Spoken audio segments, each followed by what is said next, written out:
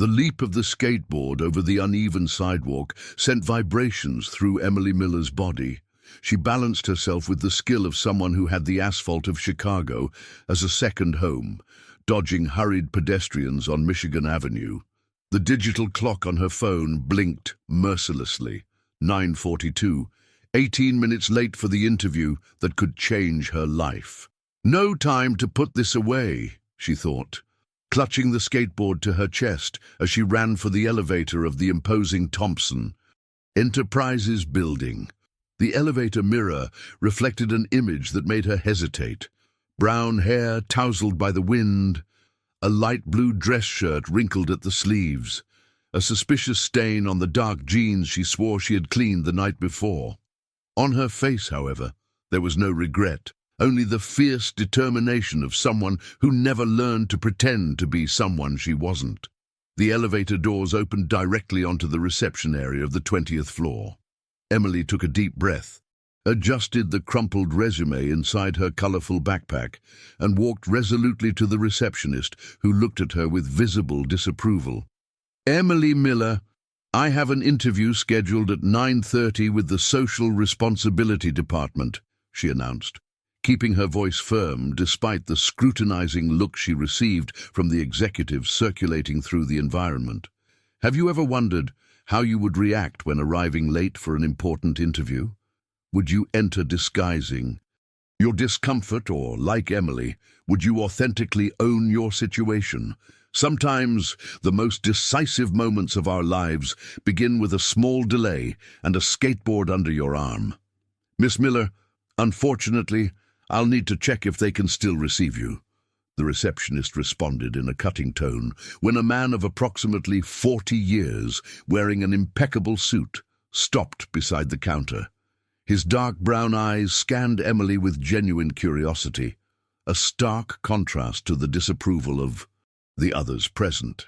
"Amanda, who is our visitor with the alternative mode of transportation?" he asked, with a slight smile forming at the corners of his lips. "Mr. Johnson, this is the candidate who's late for the foundation position. I was explaining that it might no longer be possible." "Emily Miller," she interrupted, extending her free hand to the man. "I really apologize for being late. I had a problem with the Red Line train and decided to take my skateboard to be faster. Clearly, it didn't work out as expected." Michael Johnson accepted the handshake, surprised by the firmness and disarming honesty. Instead of the typical festival of elaborate excuses he was used to hearing, this young woman simply stated the facts. She was late, she had come by skateboard, and she didn't seem willing to dissolve into artificial explanations. "Michael Johnson," he introduced himself, revealing that he was the CEO of the company. "I think we have a lot to talk about, Miss Miller. Please, follow me." With the skateboard still under her arm, Emily followed the man through the sophisticated corridors of Thompson Enterprises, aware of the look she attracted, but not allowing them to intimidate her. What she didn't imagine was that delay, that skateboard, and that unrestricted authenticity were about to trigger a transformation far beyond a simple job opportunity. 2 months before that fateful meeting, Emily Miller was conducting another urban art workshop for teenagers in Englewood, south side of Chicago. With a degree in social work from Northwestern University, at 27, she had already coordinated 3 important social projects, although none had guaranteed her financial stability. She lived off gigs as a social media manager for small businesses, saving every penny to keep her true work alive, using art as a tool for social transformation. "Girl, are you crazy? Thompson Enterprises? Those guys are the symbol of the savage capitalism you criticize so much," exclaimed Jessica, her best friend since college days, upon learning about the interview. They were sitting on the balcony of the small apartment that Emily shared with 2 other people in the Wicker Park neighborhood. The city lights were beginning to come on, creating a contrast with the darkening sky. On the windowsill, 2 mugs of coffee were cooling while the conversation heated up. "Jessica, the position is for their foundation. It's a new project, focused on cultural exchange and developing young talents. The values seem aligned with what I believe, Emily explained, absent-mindedly running her fingers through her wavy brown hair. Seem, that's the key word. Corporations like Thompson create these foundations to clean up their image, while continuing to exploit workers in other sectors. Emily sighed. She knew the arguments and partly agreed with them, but she also knew that she needed resources to expand the impact of her work. Small independent projects, however, meaningful, didn't reach the scale necessary for structural change. Maybe I can change something from the inside out, she murmured, more to herself than to her friend. Or maybe they'll change you, Em. That world has the power to transform people. On the day of the interview, this conversation still echoed in Emily's mind as she followed Michael Johnson to a meeting room with a panoramic view of the city. This man represented everything she questioned: power, privilege, the structural inequality of a system that allowed some to rise so high while so many remained below. "So, Miss Miller," Michael began, pointing to a leather chair as he sat at the head of the table. "Emily, please, I never got used to formalities." He smiled, genuinely intrigued. "Emily, your trajectory is unusual by our standards. Social work from Northwestern, 3 years coordinating projects in vulnerable communities, expertise in social media for small businesses. Tell me, why the Bridges Foundation? Because you have the resources that my projects never had, and I have the field experience that your corporate team probably lacks," she responded, without beating around the bush. "I read about the foundation's proposal. If it's genuine, I can add real value. If it's just social marketing, I won't waste my time or yours." Michael leaned back in his chair, analyzing the young woman before him. Where he expected to find nervousness, he saw confidence. Where others would show exaggerated deference, she exhibited raw authenticity. For a moment, he felt envious of that freedom. "We're a company, Emily. Our primary goal is to generate profit for shareholders. Does that bother you? Not if you do it respecting people and rights. The problem isn't profit itself, but how it's obtained and distributed." A silence settled between them, not uncomfortable, but laden with reflection. Through the window, Chicago stretched out in a labyrinth of concrete and inequality. There, from above, the differences seemed small, but Emily never allowed herself to forget the reality of the streets. "Most candidates try to impress me by agreeing with everything I say," Michael finally commented. "I'm not here to impress you. I'm here to work on something I believe in," she countered. "If that includes saying when I disagree, that's what I'll do." Michael Johnson smiled differently, not the calculated business smile, but something more genuine. For a fleeting moment, Emily glimpsed the man behind the CEO, and something in him sparked her curiosity. "I have a different proposal," he said, leaning forward. "Dinner tonight, not as a formal interview, but as an opportunity to talk about a possible exchange. Your authenticity for our structure." Emily hesitated. It sounded like something between a professional opportunity and a personal date. Dangerous ground she preferred to avoid. "Professional dinner," he clarified, as if reading her thoughts. "At Gibson's Steakhouse, at 8 p.m. Bring your skateboard if you prefer. I want to better understand your vision before making any decision. And if I refuse, then we'll know it wasn't meant to be. No hard feelings." As Emily considered the proposal, she questioned herself about the true intentions behind that invitation. Would it be worth entering a world so distant from hers? Or would she be compromising her principles at the first sign of opportunity? Gibson's Steakhouse, in the Gold Coast neighborhood, was exactly as Emily had imagined: elegant, sophisticated, and intimidating. Under the iconic chandeliers that illuminated the restaurant, executives and socialites enjoyed fine dining in an environment that smelled of privilege. She had traded the skateboard for an Uber, a small concession that already made her question her resolution to remain authentic in all circumstances. Wearing the only dress she owned, a simple dark green model bought in a department store during a sale, and with her hair tied in an unpretentious bun, Emily felt out of place as soon as she entered the establishment. Several glances turned in her direction, some curious, others evaluative. "I have a meeting with Michael Johnson," she informed the maitre d', who examined her with discreet skepticism before leading her to a reserved table in a quieter corner. Michael was already waiting for her, no longer wearing a complete suit, but still impeccably dressed in a dress shirt and tailored pants. When he saw her, he stood up with a genuine smile. "You came," he noted, pulling out the chair for her to sit. "I confess I almost gave up on the way," admitted Emily. "This place isn't exactly my scene." "And what would be your scene?" "Literally speaking, definitely not the crowded beaches of Lake Michigan full of tourists," she laughed. "Maybe Indiana dunes for the environmental preservation, or some small beach in Michigan where you can see the sky without the city's light pollution." Michael nodded, as if mentally noting the information. The sommelier approached, presenting the wine list with exaggerated reverence. "May I suggest a Chardonnay to accompany the beginning of the evening?" offered the professional. Before Michael could respond, Emily intervened. "Actually, I prefer sparkling water.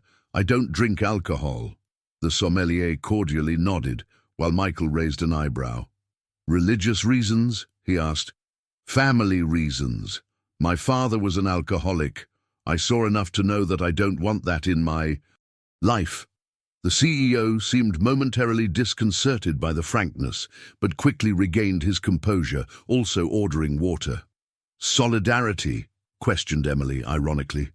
"Admiration," he corrected, "for your ability to transform difficult experiences into conscious choices instead of victimhood." The statement surprised Emily, who expected some condescending or forcedly empathetic response. Instead, the man recognized her strength without belittling her pain, a rare balance. "Have you ever allowed yourself to be completely authentic in an environment that seems to demand that you be someone else? How would you react if you discovered that your raw truth is precisely what someone is looking for?" Dinner proceeded with an unexpectedly comfortable dynamic.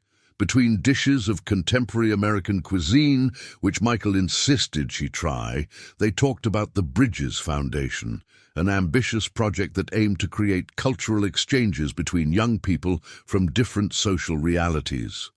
"I don't want it to be just a welfare project," explained Michael, while savoring a saffron risotto with shrimp. "I want to create real bridges where everyone learns and transforms." "Including you?" Emily provoked. "Especially me." There was a surprising vulnerability in that admission that made Emily rethink her prejudices.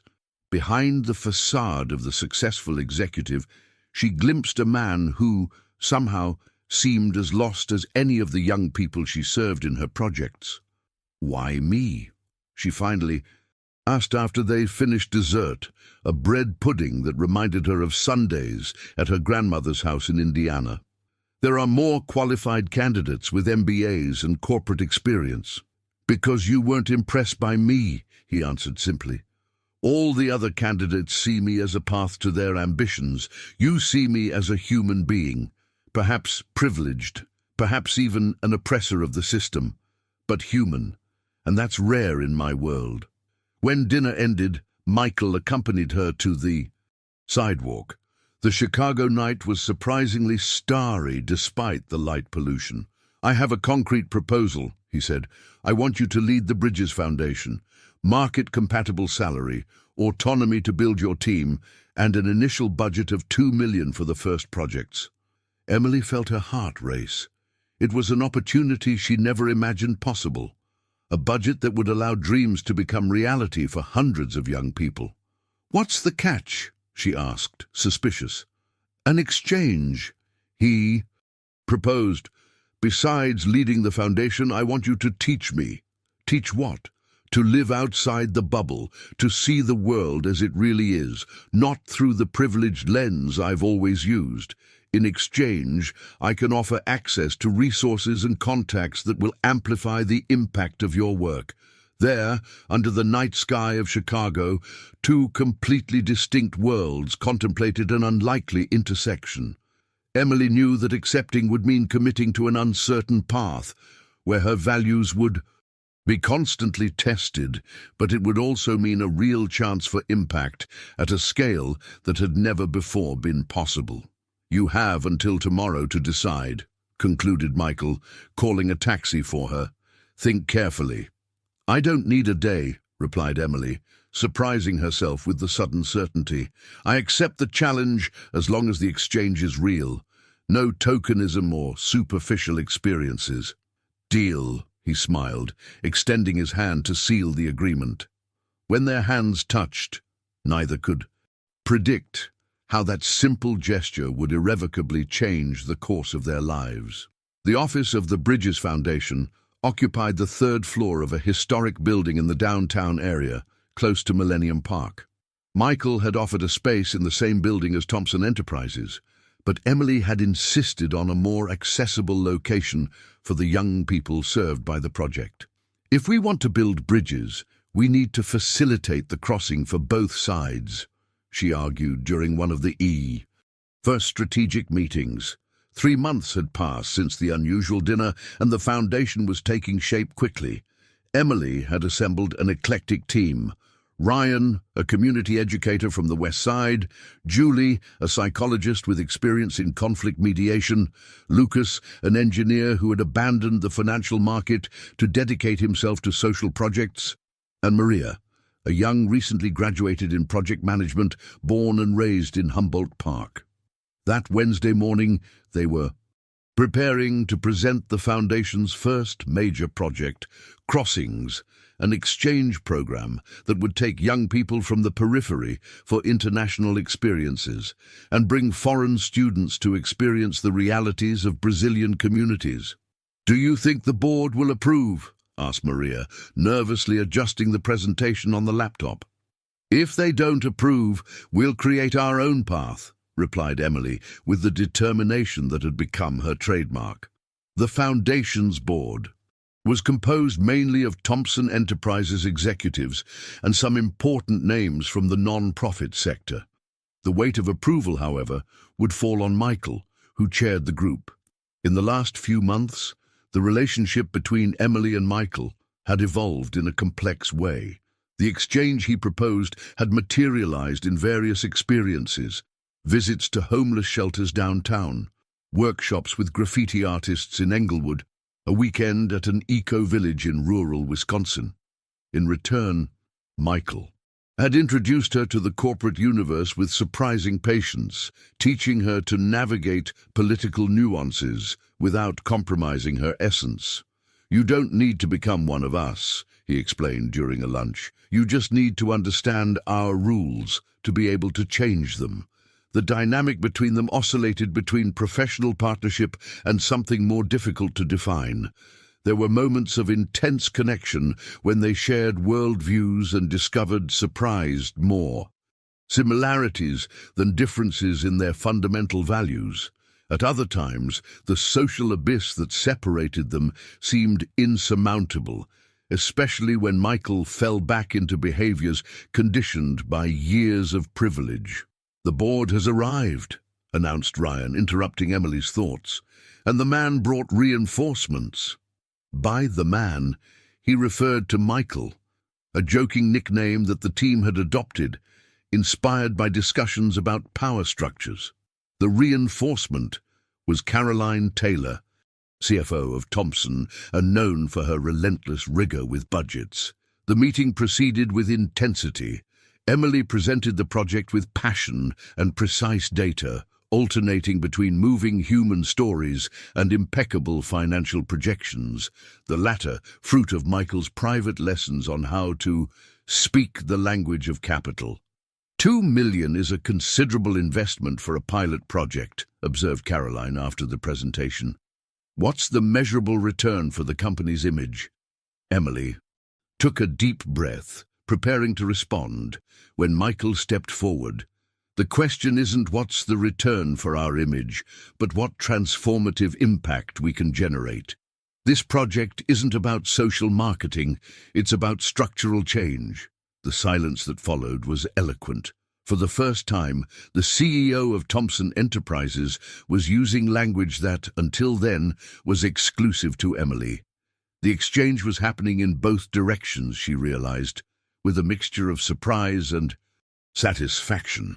After intense debate, the project was approved unanimously. When the board members left, Emily and Michael remained in the meeting room, savoring the victory. "You surprised me today," she commented, leaning against the window that offered a view of the Chicago River. "I just repeated what you've been teaching me," he replied, approaching. "That's the true exchange, isn't it?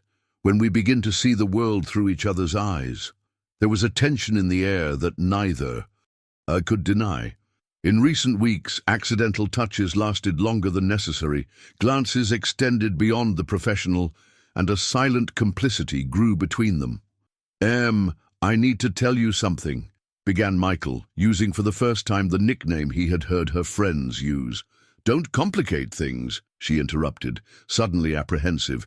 "We have important work to do. Personal feelings would only get in the way." What if it's not just personal? What if it's part of the transformation? The question hung between them like a dangerous and tempting possibility. Emily knew that allowing feelings for Michael would mean risking everything she had built, her credibility, her independence, the trust of her team. And yet, something inside her responded to the call of that unexpected connection. "We need to focus on the project," she finally said, moving away from the window. "The Crossings program starts in a month. There's a lot of work ahead." Michael nodded, respecting her decision, but his eyes conveyed a silent message that both understood, that conversation was merely postponed, not over. In the following weeks, the Bridges Foundation bubbled with preparations for the launch of Crossings. 20 young people from peripheral communities of Chicago had been selected for the first class, which would include exchanges with similar projects in Portugal, Mexico, and Mozambique. In parallel, Michael continued his own exchange, increasingly frequenting the spaces where Emily felt at home: independent cultural centers in the periphery, solidarity economy meetings, jazz sessions in Bronzeville. With each new experience, something subtly transformed in him, not just in his discourse, but in his way of seeing, hearing, and interacting with the world. Have you ever witnessed someone profoundly transform because of an encounter or relationship? How far would you be willing to go to change your own perspectives and open yourself to new worlds? On a rainy Sunday afternoon, while organizing materials for Crossing's first preparatory workshop, Emily and Michael found themselves alone in the Foundation's office. The sound of rain against the windows created an atmosphere of intimacy that made it impossible to maintain the usual defenses. "I never imagined I'd get here," confessed Michael, separating colorful folders for the participants. "To the office on a Sunday?" joked Emily, trying to alleviate the tension that always arose when they were alone. "To this life," he clarified. "I grew up believing that success meant maximizing profits and minimizing vulnerabilities. Now I'm here, building something whose value can't be calculated in spreadsheets." Emily smiled, recognizing the path traveled. "It's funny how life takes turns," she commented. "I arrived late for that interview thinking you represented everything I fought against. And now," he encouraged when she left the sentence hanging. Their gazes met with an intensity that nullified any pretense of casualness. The rain increased outside as if nature accompanied the growing tension. "Now I'm realizing that perhaps the most difficult bridges to build are those that connect hearts, not just social realities," completed Emily, finally abandoning the carefully erected defenses. When Michael approached and touched her face with unprecedented gentleness, she didn't back away. The kiss that followed carried the weight of worlds in collision, of barriers being torn down, of an unlikely encounter that defied all statistics. "This will complicate everything," she whispered when they separated, her forehead still resting against his. "Or simplify," replied Michael, "because now we no longer need to pretend it's just about work." On that rainy afternoon, while Chicago washed itself under the downpour, something new was born within the walls of the bridge's foundation, something as authentic as it was unexpected, as challenging as it was promising. "It's inadmissible, Emily. You've compromised the credibility of all our work." Ryan's voice echoed through the Foundation's meeting room, loaded with disappointment and anger. Around the table, the team remained in tense silence, Julie with an analytical expression, Lucas visibly uncomfortable, and Maria divided between loyalty and disappointment. The headline from the Chicago Tribune shone mercilessly on the screen projected on the wall. "Thompson Enterprises CEO and Social Project Coordinator caught in romantic climate." The photos, taken during a walk of Emily and Michael in Lincoln Park the previous weekend, left no doubt about the nature of the relationship. "I don't owe explanations about my personal life," replied Emily, trying to maintain calm despite the internal turmoil. "It's not about your personal life," Ryan countered. "It's about integrity. We spent months building a project that should transcend the power dynamics typical of capitalism, and now you're literally sleeping with capital." The accusation hit Emily like a slap. 5 months had passed since the rainy afternoon when she and Michael finally admitted their feelings. Since then, they had tried to keep the relationship discreet, aware of the complications it could generate. But the news was now exposed, and the protests that Ryan vocalized were exactly what she herself had feared from the beginning. "It's not fair to reduce Michael to a symbol of capital, nor to reduce my relationship with him to an exchange of interest," she defended, herself feeling the fragility of her own words. "It's not a question of fairness, it's a question of perception," intervened Julie, with the measured tone of someone trying to find balance. "The Crossings program is about to send the first group abroad. How do you think sponsors and international partners will interpret this news?" The question hung in the air like a threat. The Crossings program had grown beyond initial expectations, attracting support from international organizations and companies seeking to associate their image with a genuinely transformative project. This entire ecosystem was now at risk. "We need an official positioning," concluded Lucas, after the prolonged silence. "Suggest that the relationship began after the project started, perhaps, or that it doesn't interfere with decision-making processes." "I won't lie," affirmed Emily, steadfast. "The relationship evolved naturally and did begin after the project was underway. But I won't create artificial narratives to appease moralistic concerns." "Moralistic?" questioned Ryan, indignant. "It's about ethics, Em, about coherence with everything we've always stood for." The discussion was interrupted when the door opened and Michael entered, his serious countenance indicating that he was also aware of the situation. The tension in the room visibly intensified. "I think we should talk about the news," he said, addressing the entire team. "And I need to make my position clear." "We don't need a corporate pronouncement," interrupted Emily, tense. "It's not a corporate pronouncement," corrected Michael with surprising calm. "It's a conversation between people who share a purpose, despite differences." He sat down, deliberately choosing a side chair instead of the head of the table, a small symbolic gesture that didn't go unnoticed.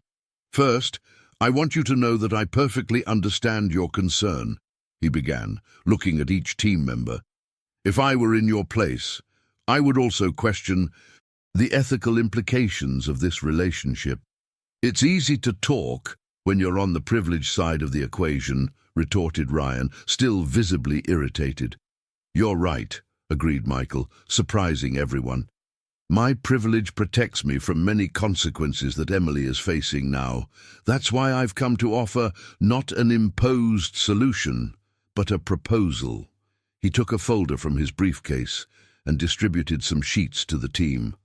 "I'm temporarily stepping away from the chairmanship of the Bridges Foundation Board," he announced, provoking immediate murmurs.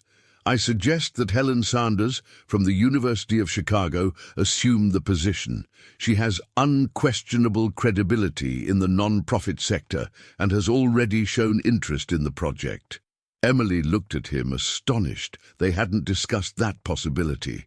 "Additionally," continued Michael, "I propose an external audit of the Foundation's decision-making processes to ensure total transparency in resource management. And I'm willing to participate in a public Q&A with the young people in the program to answer any questions about my intentions." The silence that followed carried a mixture of surprise and re-evaluation. Even Ryan seemed momentarily speechless. "Why would you do that?" finally asked Julie, verbalizing the collective doubt. "Because I genuinely believe in the mission of the Bridges Foundation," replied Michael. "And because my relationship with Emily cannot become an obstacle to something much greater than the two of us." The look he exchanged with Emily conveyed a silent message of support. He wasn't retreating from the relationship, but recognizing the need for adaptations to protect the work they both valued. "We need to talk to the young people," said Maria, breaking the tense silence. "They are the most affected by any instability in the program." "I agree," nodded Emily, gradually recovering her leadership posture. "Let's organize an assembly with all the crossings participants. Tomorrow. Total transparency, no corporate filters." The meeting ended with a tacit agreement. They would give Michael's proposal a chance, but would remain vigilant. When everyone left, Emily remained seated, absorbing the impact of the events. "You could have warned me about your plan," she said to Michael, who had also stayed behind. "It was a last-minute decision," he admitted, sitting beside her. "When I saw the news, my first instinct was to protect you, not myself or the company." There was sincerity in his words, a sincerity that continued to surprise Emily, even after months of intimate coexistence. "What will your board say? Will they allow your withdrawal just like that, without resistance?" Michael smiled with a touch of bitterness.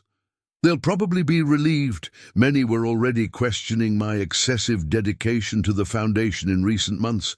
Caroline went so far as to insinuate that I'm losing strategic focus." "And are you?" asked Emily, allowing herself a moment of vulnerability. "Losing focus, I mean. I'm gaining clarity," he corrected, holding her hand, "about what really matters." That night, as they walked along a partially empty lakeshore drive, a rare luxury in the frantic metropolis, the reality of their colliding worlds manifested in every look they received from passers-by who recognized them. The discomfort that Emily felt at corporate events was now mirrored by Michael's discomfort in the face of public scrutiny. "This will pass," he stated, more to himself than to Emily. "No, it won't," she corrected, always direct. "It's just the beginning. Every foundation decision will be analyzed through the lens of our relationship. Every approved or rejected project will be questioned. It's the price of visibility. And is it worth paying?" The question hung between them like a silent test. Emily stopped walking, facing him under the artificial light of the street lamps.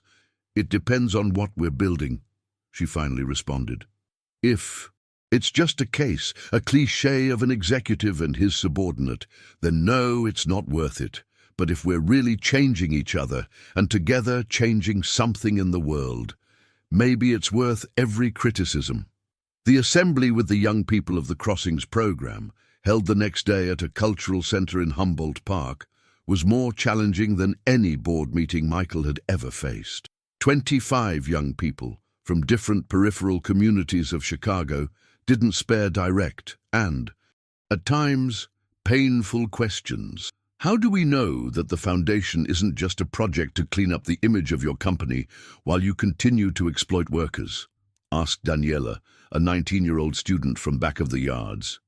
Thompson has labor practices that need to improve, and I'm committed to that change, replied Michael, surprising everyone with his frankness. But the Bridges Foundation isn't a marketing project. It's a real commitment to social transformation with its own budget and autonomy guaranteed by contract. And this dating thing? Is it real or just another way to control the project?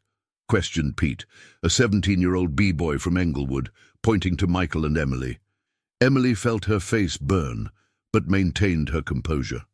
My relationship with Michael is personal and genuine, she responded with dignity. But I understand your skepticism. That's why we're implementing even more rigorous transparency mechanisms in the Foundation's management. If at any point you feel that the project is being compromised, you have every right to question and demand. At the end of 2 intense hours, something unexpected happened. The young people, initially hostile, began to offer constructive suggestions to strengthen the Foundation's governance. They proposed the creation of a youth council with veto power over strategic decisions, a direct channel for reporting ethical deviations, and the inclusion of community representatives in the executive team. You're proposing real shared management, observed Emily, impressed with the maturity of the proposals. It's what you've always advocated, isn't it? Replied Daniela. Nothing about us without us. At that moment, Emily understood that, paradoxically, the crisis provoked by her relationship with Michael was paving the way for an advance that might take years to happen organically. The true participation of young people in the governance of the project, destined for them. On a sunny Sunday afternoon, 2 weeks after the initial turbulence, Emily and Michael walked along the 606, the elevated trail closed to cars and transformed into an improvised linear park. The news about their relationship had gradually been replaced by headlines about the impressive results of the Crossings program. Helen is doing well in the board chairmanship, commented Michael, referring to the University of Chicago professor who had taken his place. She brings academic credibility that we didn't have, agreed Emily. And the youth council is shaking up the structures in a way I never imagined possible. There was a lightness between them that contrasted with the tension of previous weeks. The institutional adaptations were working, the program was advancing, and their relationship, although still under occasional public scrutiny, found a less turbulent balance. They sat on one of the benches installed on the elevated trail, contemplating the urban horizon of Chicago, a landscape of architectural contrasts that mirrored the contrasts of their own lives. Caroline approached me yesterday, revealed Michael, with a tone that immediately alerted Emily. And the Thompson board is dissatisfied with my lack of focus on core business, he explained, making air quotes. They question whether I can continue as CEO while dedicating so much time and resources to the foundation. They're pressuring you to choose, concluded Emily, feeling a knot form in her stomach. Essentially, yes. The silence that followed carried the weight of corporate realities that Emily knew only theoretically, but that Michael faced daily. Thompson Enterprises was a publicly traded company with shareholders eager for quarterly results and little interested in long-term social transformation. And what will you do? She finally asked, fearing the answer. Michael took her hand, intertwining his fingers with hers in a gesture that had become familiar in recent months. I think it's time to build something new, he replied with a serenity that surprised Emily. Something that's ours from the beginning. The implicit proposal in his words was as unexpected as it was transformative. It wasn't just about a professional choice, but a complete reorientation of life for both. You're considering leaving the company, everything you've built over the years? I'm considering building something more meaningful, he corrected. something that doesn't force me to compartmentalize who I am. Executive Monday through Friday, human being on weekends.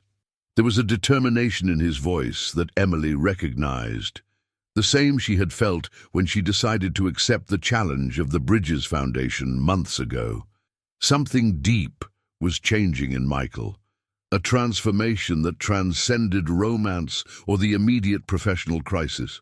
"We need to talk about this calmly," she pondered, aware of the magnitude of the decision. "I don't want you to abandon your career on impulse and then blame me." "It's not impulse. It's evolution," he smiled, pointing to the city's horizon.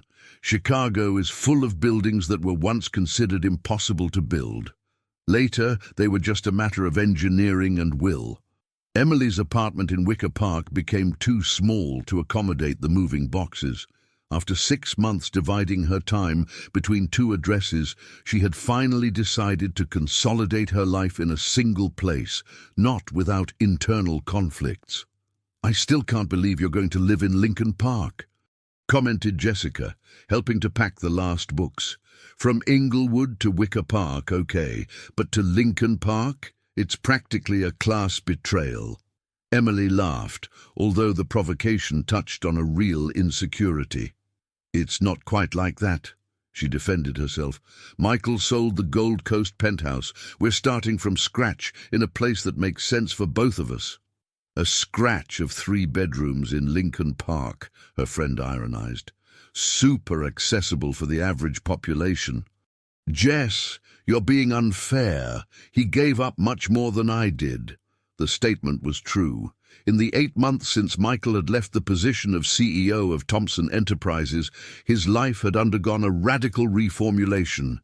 He sold the luxurious penthouse, liquidated investments, drastically simplified his lifestyle, and most impressively, refused lucrative offers from other corporations to dedicate himself entirely to a new project, Root Ventures, an impact investment fund focused exclusively on social businesses led by people from peripheral communities.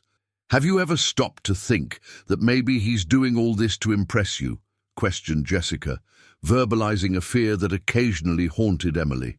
"And when the enchantment passes?" Emily paused the packing, considering the question with the seriousness it deserved. "In the beginning, I was also suspicious," she admitted. "But I see Michael building genuine relationships with people who would never have access to his world before.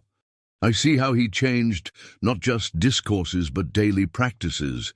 It's not performance. Do you believe that people can fundamentally change when they find something or someone who awakens a new purpose in them? Or do we always carry our origins and conditioning regardless of the transformations we claim to have undergone?" Jessica softened her expression, hugging her friend. "If you say it's real, I believe you. I just don't want to see you disillusioned if one day he decides to return to the dark side of the Force." "If that happens, I'll come back to your couch," joked Emily, easing the tension. "But I think we're building something that goes beyond the 2 of us." That same afternoon, while carrying the last boxes to the car, Emily received a call from Maria, who had taken over the coordination of the Bridges Foundation after she left to dedicate herself to the new project with Michael.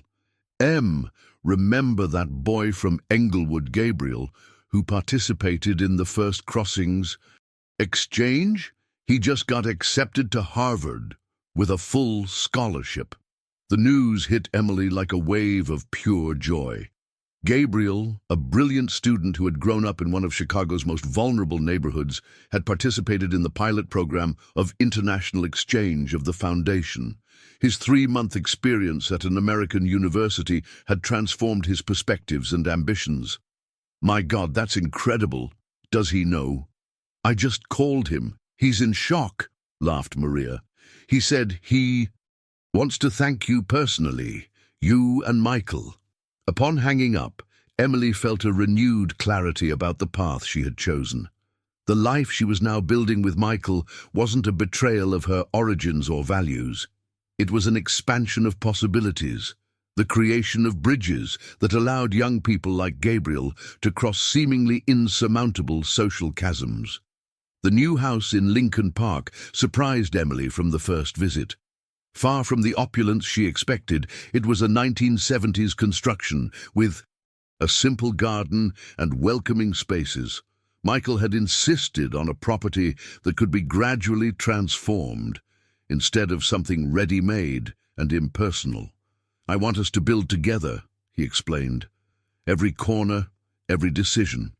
That night, sitting on the empty living room floor, surrounded by moving boxes and eating pizza straight from the box, they celebrated not just the physical move, but the extraordinary journey that had brought them there.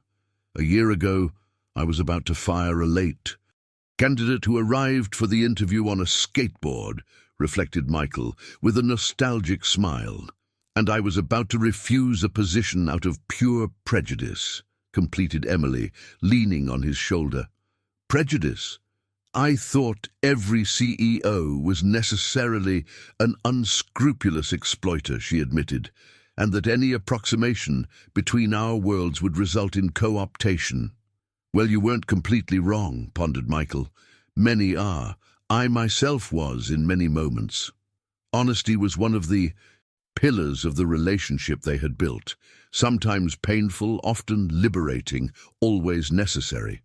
"Do you regret it?" asked Emily suddenly. "Leaving Thompson the status, the financial security?"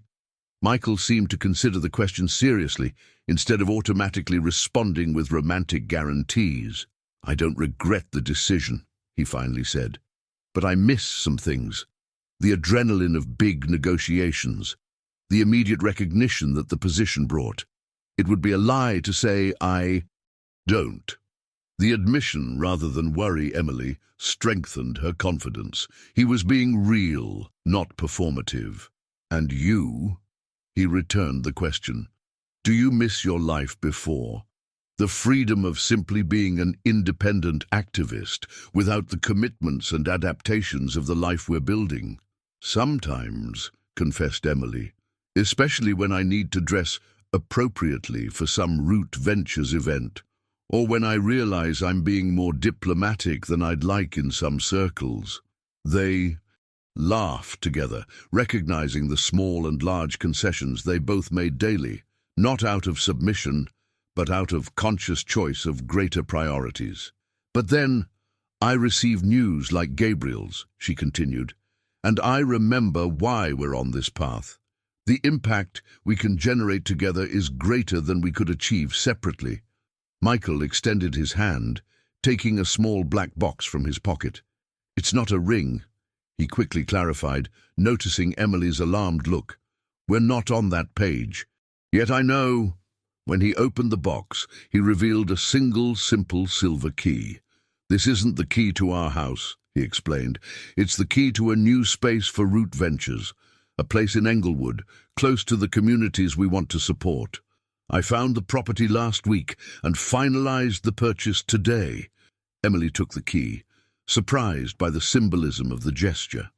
"You didn't consult me about this," she observed, with a tone more of curiosity than criticism.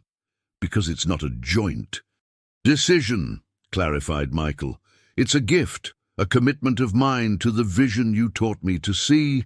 The headquarters of Root Ventures won't be in a skyscraper in the financial center, but in the heart of the communities we want to transform." The gesture represented more than a logistical decision. It symbolized the genuine evolution of a man who a year before couldn't imagine establishing a business outside the traditional circuits of power.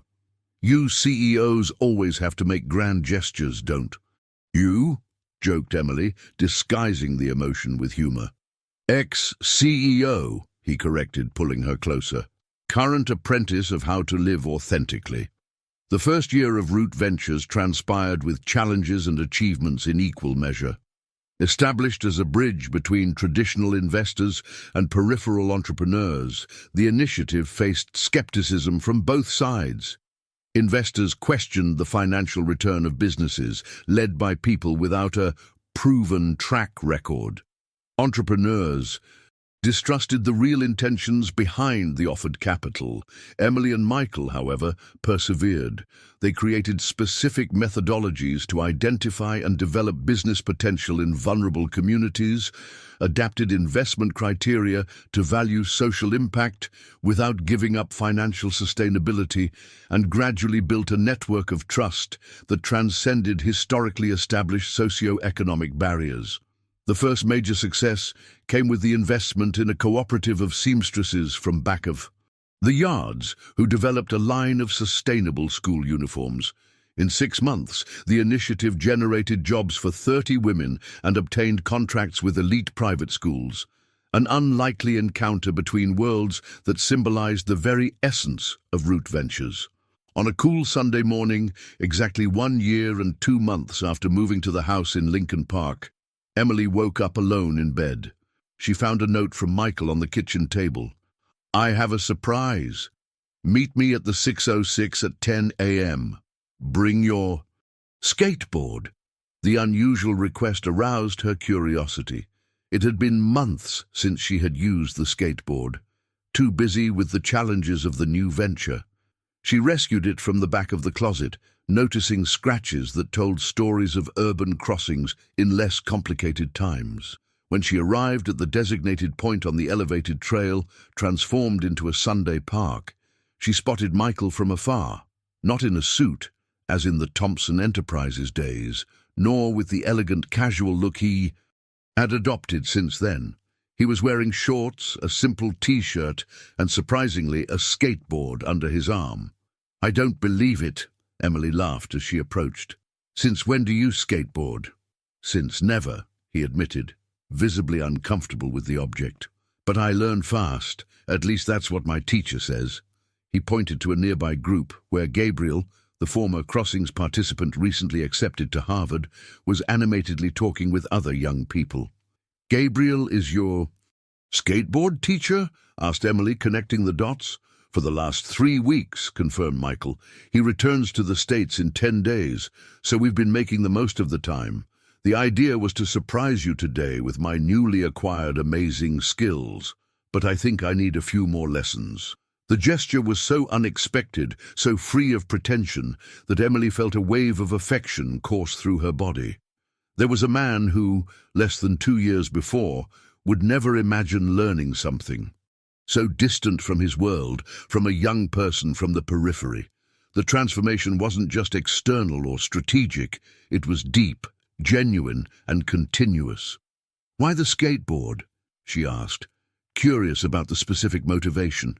"Because that's how you entered my life," replied Michael simply, "and because I want to understand your journey, not just accompany it." Emily placed her skateboard on the ground, extending her hand to Michael.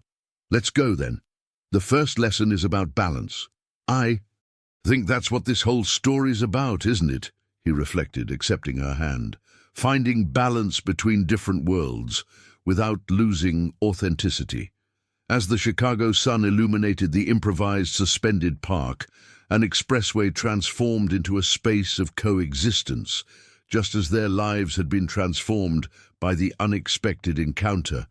Emily recognized the beauty of the bridges they had built, between people, between social realities, between versions of themselves that previously seemed irreconcilable. "Prepare to fall a few times," she warned, with a provocative smile. "Nobody learns without some tumbles along the way." "I've fallen enough since I met you," laughed Michael, "but each fall was worth it." And together, under the amused gaze of Gabriel and the curious looks of anonymous passers-by, they continued to learn, not just about skateboards, but about new beginnings, authenticity, and the courage needed to build bridges in a world determined to erect walls.